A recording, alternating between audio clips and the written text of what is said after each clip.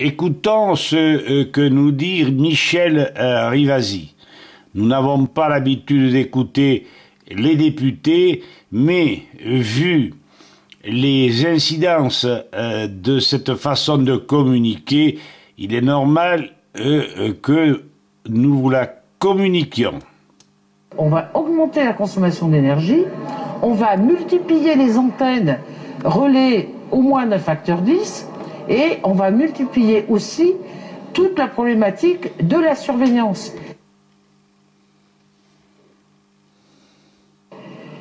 Le développement de cette 5G, c'est vraiment un projet aberrant. On est à l'heure actuelle dans l'urgence climatique. Que nous propose la 5G?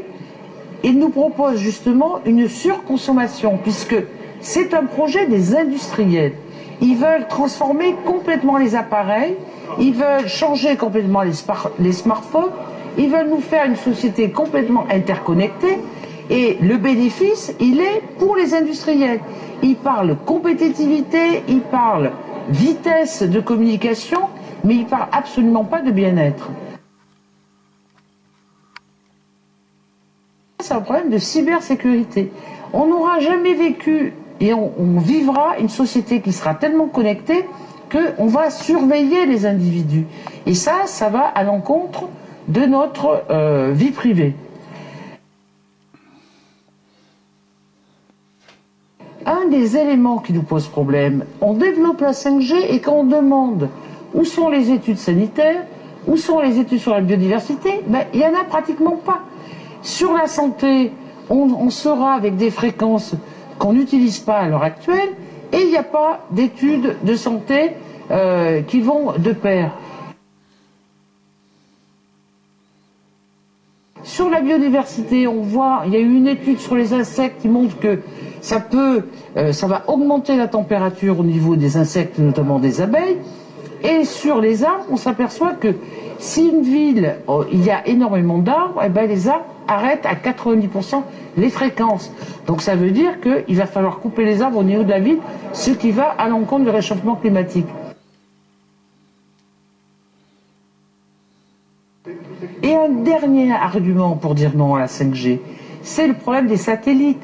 Jusqu'à présent, on parlait antenne relais, mais maintenant, on s'aperçoit qu'aux États-Unis, vous avez du privé, que ce soit les responsables d'Amazon ou de Tesla ou d'autres comme Elon Musk, ils veulent balancer plus de 40 000 satellites dans l'atmosphère.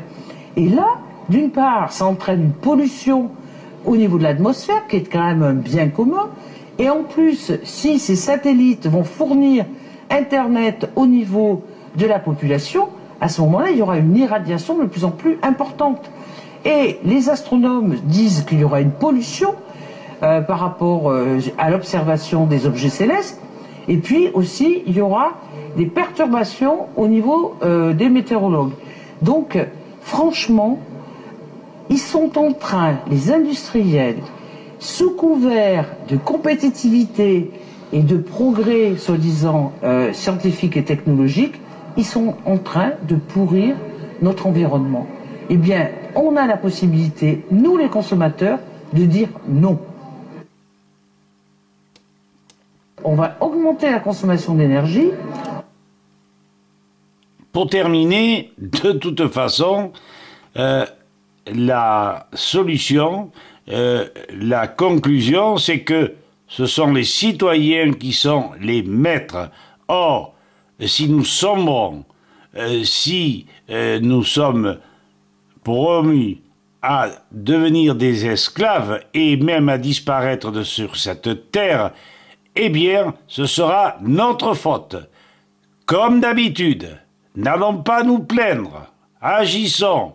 Merci. Au revoir.